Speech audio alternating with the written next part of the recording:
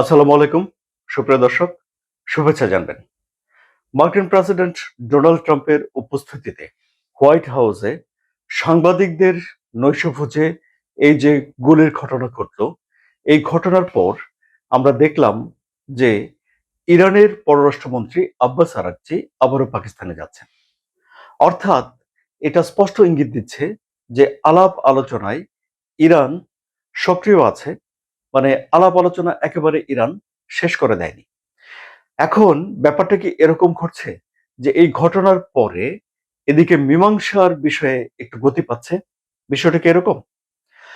যারা পশ্চিমে বসবাস করেন, যাদের কাছ থেকে আমি যোগাযোগ করেছি, জেনেছি বিষয়গুলো, তারা মনে করেন স্পষ্টভাবে যে এই যুদ্ধটা এখনো যুক্তরাষ্ট্রের নিয়ন্ত্রণে রয়েছে।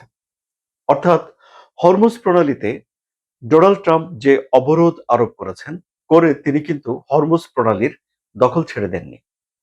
আবার যারা মধ্যপ্রাচ্যে আছেন, যাদের সঙ্গে আমার কথা হয়, তারা বিষয়গুলো ব্যাখ্যা করেন এরকম যে যদিও ডোনাল্ড ট্রাম্প অবরোধ আরোপ করে রেখেছেন, কিন্তু ইরান নিয়ন্ত্রণ রেখে দিয়েছে হরমুজ প্রণালীর ওপরে।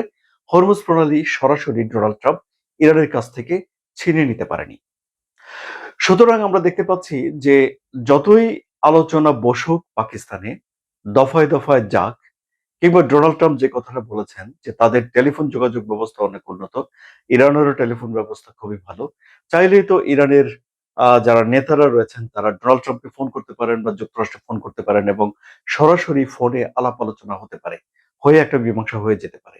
এই ধরনের কথা যতই বলা হোক না কেন, স্বার্থের কারণে বেশ কিছু জায়গাতে প্রচন্ড পরিমাণে এখনো পর্যন্ত দূরত্ব এবং বিরোধ দুই দেশের ভেতরে রয়েছে। খুব সংক্ষেপে সেই বিরোধের কথাগুলো বলে এই আলোচনা শেষ করি। তার মধ্যে এক নম্বরে রয়েছে এই হরমুজ প্রণালী। হরমুজ প্রণালীতে ইরান যদি দখল নিয়ে নিতে পারে, তাহলে মধ্যপ্রাচ্যের ডোনাল্ড ট্রাম্পের যে মেইন বিজনেস, মধ্যপ্রাচ্যের সিকিউরিটি দেয়া, সেখানে ডোনাল্ড ট্রাম্পের মানে আমেরিকার প্রভাব কমে যাবে, পেট্রোডলার ক্ষতিগ্রস্ত হবে এবং ইরানের হাত ধরে সেখানে চীন সামনে এগিয়ে আসতে পারে। অর্থাৎ ডলারের আধিপত্য ক্ষতিগ্রস্ত হতে পারে। ডোনাল্ড ট্রাম্প এটি কোনোভাবেই হতে দিবেন বলে মনে হয় না।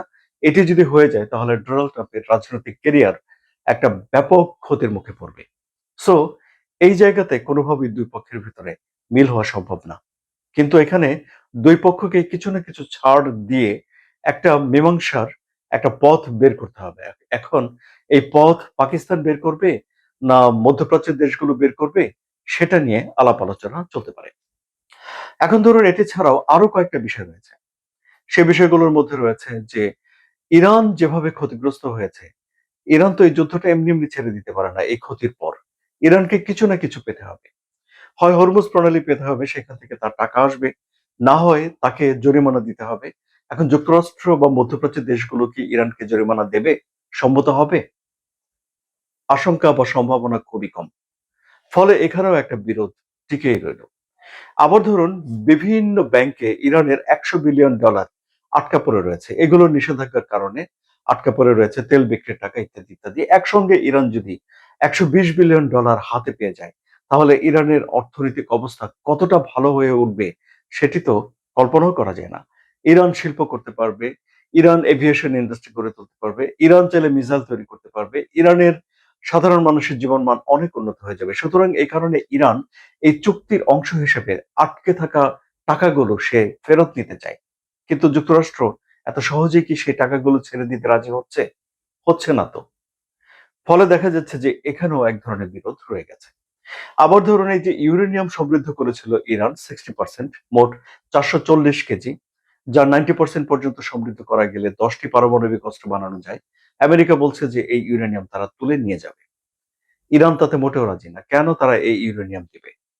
ইরান চায় যে তারা পারমাণবিক অস্ত্র তৈরি করতে সক্ষম এমন একটা জাতি হয়ে উঠতে, কিন্তু তারা কখনোই পারমাণবিক অস্ত্র বানাবে না।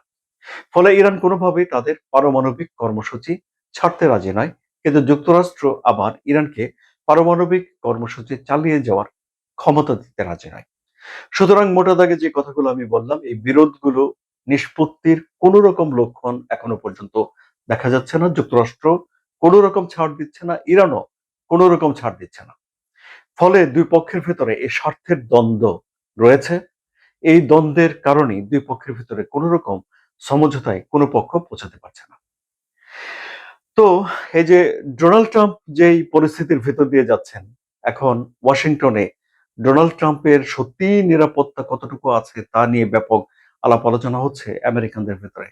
এমনকি তারা বলছে যে এই অল্প সময়ের ভেতরে ২ বছরের ভিতরে বা সামান্য কিছু বেশি সময়ের ভেতরে ৩ বার ডোনাল্ড ট্রাম্প এই বন্দুকধারীদের মুখোমুখি হতে হয়েছে। একবার তো তার কানে গুলি লেগেছে নির্বাচনের আগে, রক্ত বের হয়েছিল। তারপরেও ডোনাল্ড ট্রাম্পের নিরাপত্তা বাড়ানো হয়েছিল।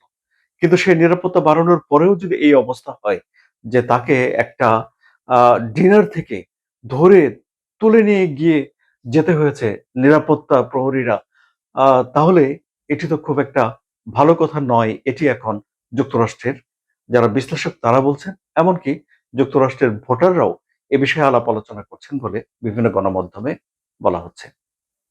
তাহলে পরিস্থিতিতে আসলে আশাবাদী হওয়ার খুব একটা কিছু নেই, তাই নয় কি? সুপ্রিয় দর্শক, আলোচনা কেমন লাগলো? যদি ভালো লাগে তাহলে সাবস্ক্রাইব করে চ্যানেলের সঙ্গে থাকুন। ধন্যবাদ সবাইকে।